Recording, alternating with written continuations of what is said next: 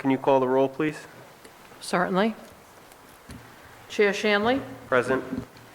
First Vice Chair Messier,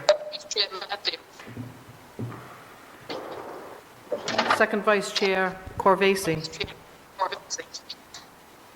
Representative Ackerman, Representative Agello, Present. Representative Baginski, Representative Felix, Present. Representative Hull, Representative Kennedy, Present. Representative Knight, Here. Representative McGaw, Present. Representative Nardone, Representative Newberry, Here. Representative Shawcross-Smith, Representative Tansy. Here. Chairman, we do have a quorum. Thank you. Today is Monday, March 29th, 2021. This is the House Committee on State Government and Elections. We have a short calendar tonight, just 4 bills: House Bill 6008, House Bill 6098, House Bill 6099, and House Bill 6100. I will entertain a motion to hold those 4 bills for further study. Moved by Representative Agello, Second. seconded by Representative Newberry. Thank you both very much. Didn't have very many other options. Madam Clerk, can we have a roll call vote, please? Chairman Shanley, Yes. First Vice Chair Messier, Second Vice Chair Corvacing, Rep. Ackerman, Rep. Agello, Representative Baginski, Representative Felix, Yes. Representative Hall, Representative Kennedy, Yes. Representative Knight, Yes. Representative McGaw, Yes. Representative Nardone, Representative Newberry, Yes. Representative Shawcross-Smith, Representative Tansy. Yes. The first bill we're going to consider tonight is House Bill 6008 from Chairwoman Fogarty. Chairwoman Fogarty is joining us via WebEx. Welcome, Chairwoman. Thank you, Chairman. This bill, House Bill 6008, is a bill that I've been putting in for the past several terms.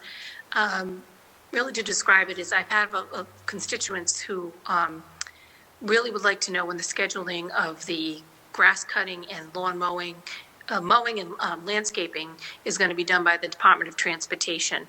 They get concerned when it comes to, and I do too, considering tourism dollars. When we get to the better weather in the summer times, it doesn't seem like there's a coordination between sometimes picking up some of the garbage and when the lawns of the grass is being mowed in the medians. And if it's not picked up, then all of the trash is all kind of chopped up into a million pieces. So they're concerned that they're not even really looking at reviewing inside DOT of when the landscaping is going to happen and then when mowing is going to happen. So we just wanted some timetable to view, so they could also view. People care about the community. They care about what the town looks like. And so I have had, putting this in the past, DOT say that they were going to do something like this, but they never followed through. So I would really like to see them follow through so I don't have to put this legislation in. I don't think it's that hard for putting a mowing and landscaping schedule together and then sending it out to the municipalities.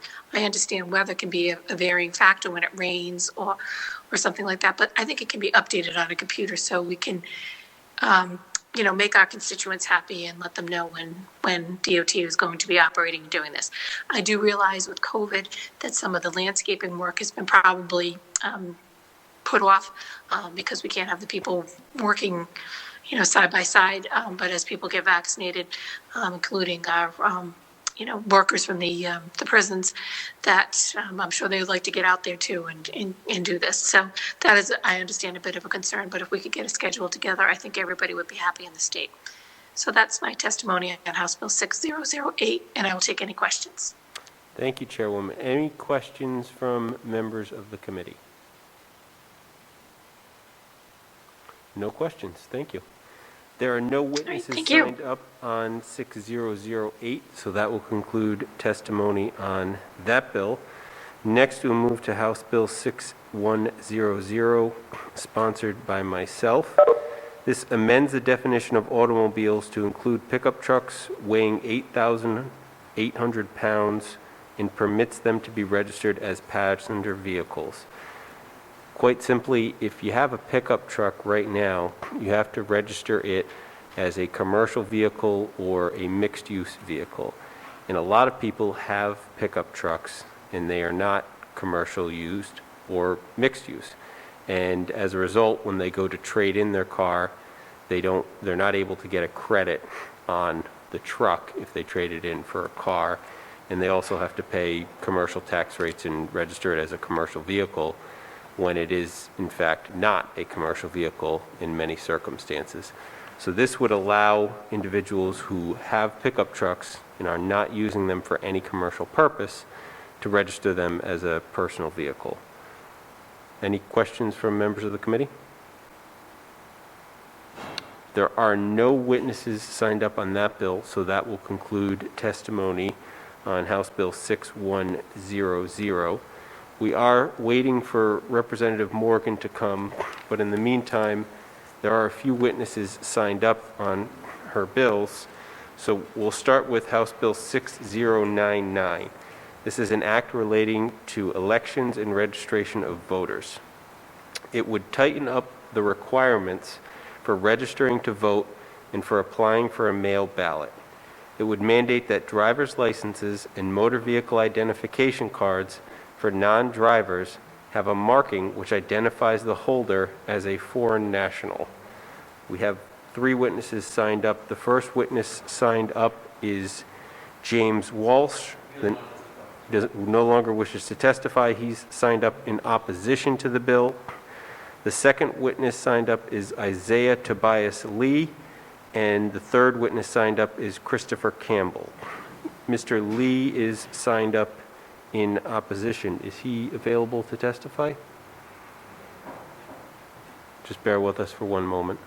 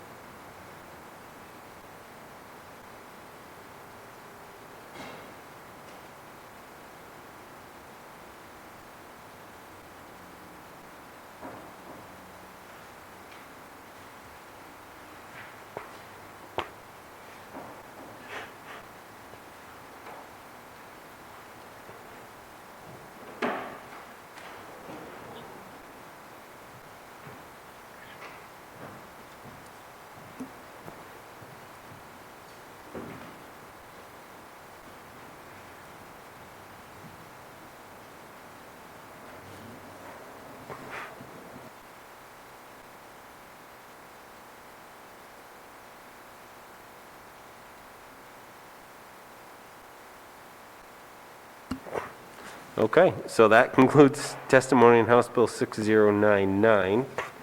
The last bill on the calendar is also from Representative Morgan. It's an act relating to cities and towns. House Bill 6098 concerns the indebtedness of towns and cities and study of consolidation. And it directs the Department of Administration to study the feasibility of using the bonding authority of the state to consolidate bonded indebtedness of the towns and cities, if found to be feasible, to present a plan to the General Assembly for consideration and enactment by January 1, 2022. There are no witnesses signed up on this bill, and Representative Morgan is not here as of yet, so we can go at ease for a few minutes to see if she's able to make it, and if not, that will conclude our calendar and testimony on those bills. So just bear with us for a couple minutes. Chairman, this is Rep. Nardone. Rep. Morgan texted me and said she's just a few minutes. Okay, then we'll wait for her. We thought she was on her way about a half hour ago, so hopefully she's close now. And we'll be yeah, I able to hear don't from her. want to attest for her being there for 5 minutes, but I did text.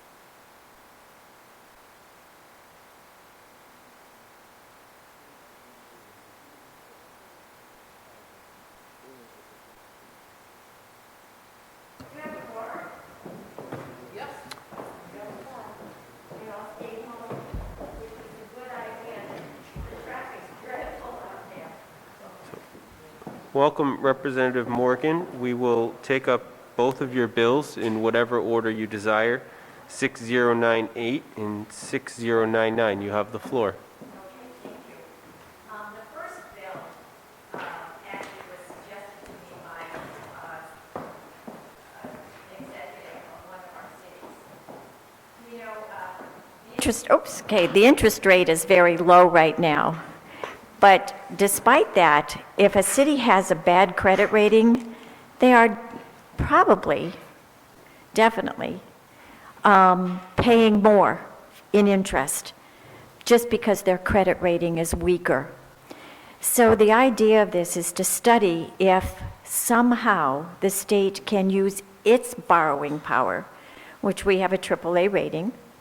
So if the state can use its borrowing power to reduce the cost of borrowing to the municipalities.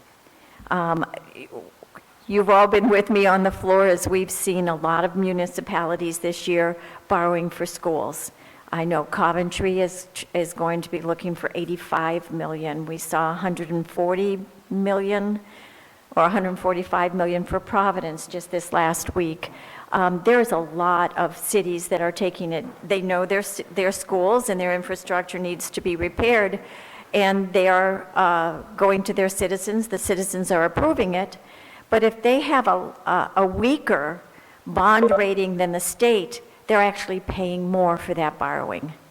So this bill is to ask the state to study whether they can use their credit rating, their borrowing power, to consolidate the debt. The towns and cities would still be responsible for paying it off. But if we could use the superior credit rating of the state to reduce borrowing costs for municipalities. Any questions for Representative Morgan? Sure. Representative Agello? Representative Morgan, is there some risk to the state's credit rating if it takes on this indebtedness that that comes with lower credit ratings because of perceived ability to repay. Yeah, that's, I'm sorry, go finish. I'm finished. Okay, yeah, that is an issue, and I think it needs to be studied, because that's exactly an issue that's there. No municipality in Rhode Island that I know of has ever defaulted on paying their bonds. But, I mean, we've all voted on these, the ability of our municipalities to borrow, and I know there's a lot of money sloshing out there, and it's costing them more. If it costs them more, it costs their residents more. So it's just, I think it needs to be studied. I'm not going to tell you that I'm an expert at it, that I've thought of all of the contingencies that might make it impossible, but I'd like to ask the treasurer or a commission from our legislature to actually look at it. Because if we can reduce the costs of borrowing, there's more money actually available for the schools to be repaired or for infrastructure to get a refresh. Thank you. Any further questions for Representative Morgan on 6098? Okay, do you want to move on to 6099? Yes, I do. 6099 is election reform. There can be nothing more important to our representative democracy than having honest and fair elections. And that means that we want every voter to vote who is eligible. We want to make it easy to vote, but hard to cheat. And last Wednesday, I think it was, you heard from Secretary of State about some of the changes she proposes to our election law. There was a lot of emphasis on access. I want to put the emphasis as well on integrity and security. I really don't care how people register to vote. They want to register electronically, if we want to use the DMV, the DHS, I really don't care. But I want to make sure that when they do register, that registration form goes first to the Board of Canvassers before that voter becomes, is entered or added onto the voter list. And the Board of Canvassers would be charged with securing the documentation that we make to make sure that the person who is registering is eligible to vote. So they have to find out, make sure that they're over 18, they're 18 or older, that the address they use is a valid address and not an address that just is a convenient place where anybody can pick up their ballot. We want to make sure it is a real address where that person can pick up their ballot and no one else can pick it up. We heard stories in the last election, about people being registered and hundreds of ballots showing up at one address without the voter really being able to retrieve them themselves.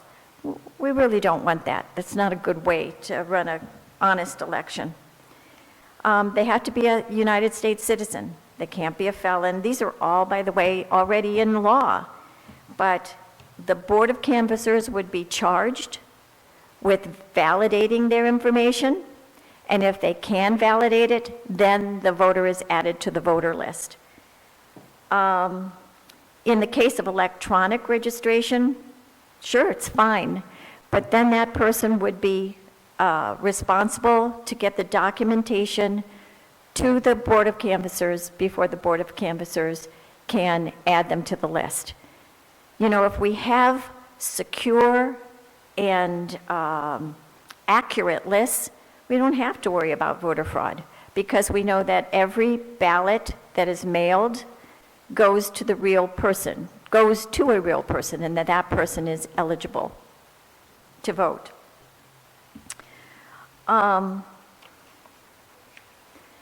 Another part of my bill says that, I mean, we know that, I think Providence, Representative Agello can correct me if I'm wrong, is giving citizens ID cards or giving residents ID cards.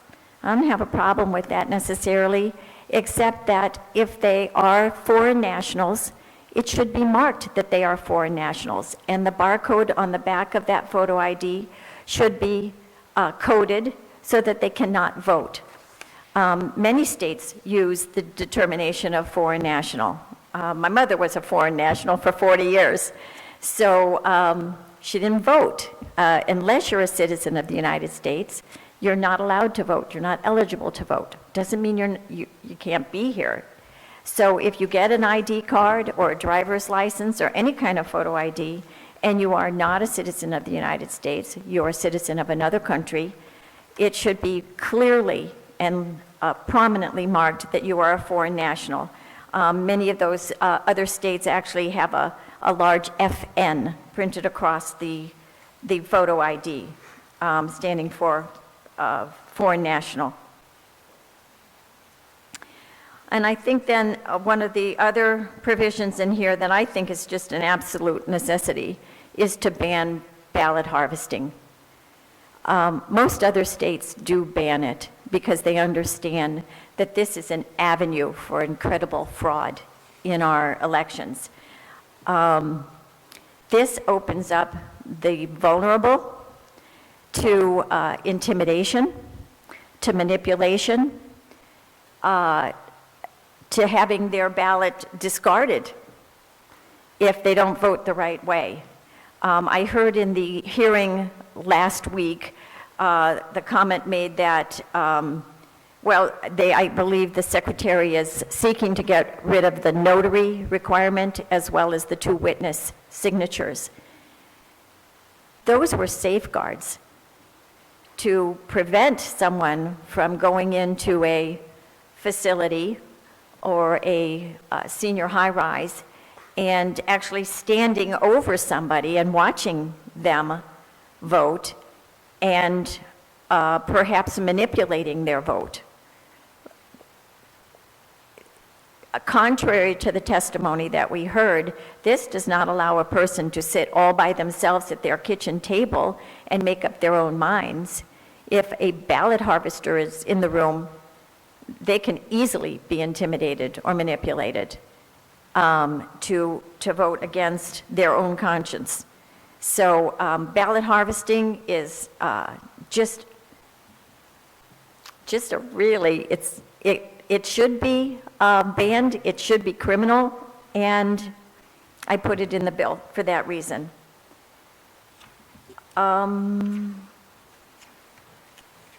I think those are the changes that I made. And again, to my way of thinking, unless we have honest and fair elections, then we are allowing the very foundation of our representative democracy to be chipped away at. We know, I mean, I looked on the internet to find out how many registered voters are currently registered in Rhode Island. And I found anywhere between 810 and 920,000 voters, registered voters in Rhode Island. Well, we have less than 1 million people. Some of them are children. We know they can't vote. Some of them we know are immigrants, and we know they're not allowed to vote. To have 810 to 920,000 registered voters is an impossibility, and it shows us that our voting system is vulnerable to fraud, especially when we wholesale are sending out absentee applications and mail ballots. We have to work to make our voting rolls accurate. And this bill goes a long way towards doing that, if it's passed. Representative, I just had a quick question. in the bill, it defines ballot harvesting as the practice of an intermediary collecting paper ballots of voters and then mailing them or turning them into a polling place. Did Legislative Council draft that, or did you get that from somewhere else? No, I got that from Legislative Council. It's kind of hard to define, and I know I got an email from an advocate for the disabled Yeah. That saying was that my that would thought. be an issue. You know, already in law, we have the provision, the law, that says we have to have a bipartisan pair of appointed election officials go into every nursing home or congregate care setting to deliver and bring back those ballots. So there really is no excuse for somebody else doing it. We have a provision, it is our law already, that it must be a bipartisan pair. The Secretary of State appoints them, they go in, and that assures that there is not undue influence being placed on any of those people with mental or developmental disabilities. So we have already thought of that in our law. The only thing I'm thinking of is a situation where you might have a family member or someone who lives in your house, and you say, hey, can you bring my ballot with yours down to put in the ballot box? Are they then an intermediary and subject to being charged with a felony? Well, I think we're assuming that the person is still voting their conscience, and their daughter or their husband is just dropping it in the mailbox for them. But having an outside person that they don't even know come in and stand over them while they're casting their ballot, no, that's not acceptable. A family member, I mean, we could absolutely say a family member or a personal caregiver could do it, could deliver the ballot for them. But each person should be voting their conscience. And they shouldn't have somebody hovering over them while they're doing it. Yeah, that makes sense. I think in order to achieve your objective, you might need to work on the That language language? of it. Yeah. Okay. Any other Absolutely. questions from members of the committee? Representative Agella? Representative Morgan, I'm kind of concerned about the initials FN appearing on people's identification cards in the case of Providence or driver's licenses. Driver's licenses are, it's not the purpose of a driver's license, nor is the purpose of an identification card for residents of the city of Providence to identify that someone is a citizen or a foreign national. And I think potentially there is possibility of people being treated poorly if their form of identification has this FN on it. Oh, I don't agree with that at all, Representative. You know, we have, I think many of our grandparents in here or parents have been foreign nationals. There's nothing pejorative about that at all. It just means they're citizens of another country. And I think that is important to have on any identification that we're going to use for voting. We all know we would go in person to vote on election day, or we go into the town hall, they take our ID and they put it up there. It should be clear to whoever is taking that ID, whether it's a driver's license or a photo ID, that the person is not a foreign national. Because if they are a foreign national, they're just simply not eligible to vote. They have to wait until they can become a citizen. It's our privilege as citizens to be able to vote. But if you're a citizen of another country, you're not in the United States. It's not pejorative at all. I think in previous generations, it wasn't as pejorative. Well, I think it has been for generations, just different foreign nationals, people coming from different countries have been discriminated against. And that's what I'm worried about. with here. And I'm worried about things like an identification card made for Providence residents, for them to be able to use a credit card perhaps, or rent housing, or whatever they need identification card for. I don't like the idea of the purpose of that identification being used also for voting purposes. I'm also concerned about... Well, let me just finish that. Many other states are using that designation. It is not pejorative at all. And if, we already have fair housing standards here, fair credit standings. There's, you're not allowed to discriminate against somebody if they're a legal, if they're a resident here, if they're from another country. Like I said, my mother, she's from England. She was a foreign national for about 40 years before she decided she actually was going to stay, and she took the test. There was nothing pejorative about her being a foreign national, but she wasn't allowed to vote. And that's the same for everybody here. Doesn't matter if you're a foreign national, if you're a citizen of another country. It just means you really are not eligible to vote in the United States.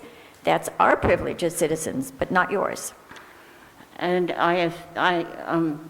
you and I are free to disagree on this, and I assume that your grandmother never tried to vote when she was not a citizen. It was my mother. No, she didn't. Your mother, okay.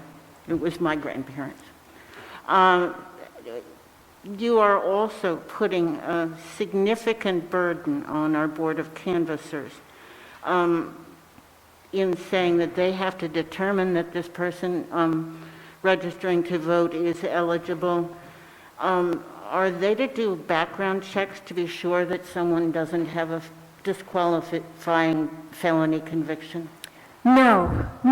I understand with the felony, they do have to, I'm sure we're going to have to figure out how they can access those records to make sure that they don't have a felony conviction. But whether they're 18 years of age or not, whether they have a real address, those can easily be determined from the ID, whatever ID they present.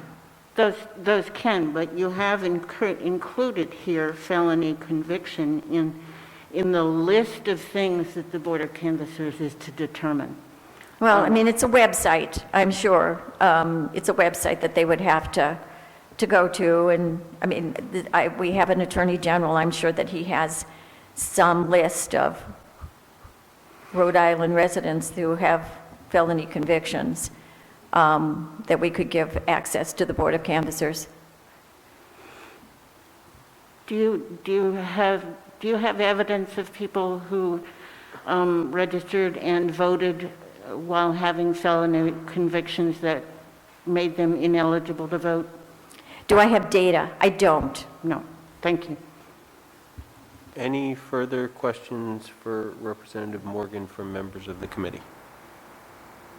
Okay, thank you very much. Okay. That will conclude testimony on House Bill 6099. Can I just say one more thing, Chairman? Sure. I had two people who were going to testify, two experts in this subject matter, much more expertise than I. One was the director of the Honest Election Project, and the other was John Merrill, the Secretary of State for Alabama, who has become a national expert on voting and election law. This hearing was posted on Friday afternoon, with Saturday and Sunday in between. So 2 days it was posted before or after these gentlemen had left their offices. I don't have their personal email or their personal phone numbers. So first thing this morning, I did contact them to see whether they would be available to testify. But the cutoff date for testimony was Sunday at 4 p.m. That sets up an impossible circumstance for anybody who has a hearing on a Monday. By definition, there was no way for me to contact these people so that they could get on the list to testify today, because that was yesterday, and I wasn't able to contact them. So it's unfair, and I think it doesn't give the subject matter, which is incredibly important to our society, to our democracy, there's no fairness in that, and it doesn't give all of the representatives or the public the ability to hear from real experts on election law. I did speak with the speaker. I talked with him. He said that he is going to change the rule for Monday hearings, but I hope you also will add your voice to it, because I know you want to have a good hearing, and if there are experts that are available, I think everybody on this committee would want to hear them, and on all our committees. The dynamic with this posting it on Friday afternoon and expecting people to get their witnesses on the weekends, it just doesn't work. Thank you. Well, one opportunity you have is you can submit a request to have an additional hearing on this bill, and perhaps that's a way that we could hear from your witnesses. Okay. Okay? All right, I'll talk to you how to get that done then. All right. Thank you. Absolutely. First Vice Chair Messier, would you like your presence and votes recorded? Thank you. All right, so there are no further bills or witnesses, so that concludes our calendar for the afternoon. I'll take a motion to adjourn. Moved by Representative Agello, seconded by Representative Newberry. Thank you very much, everybody.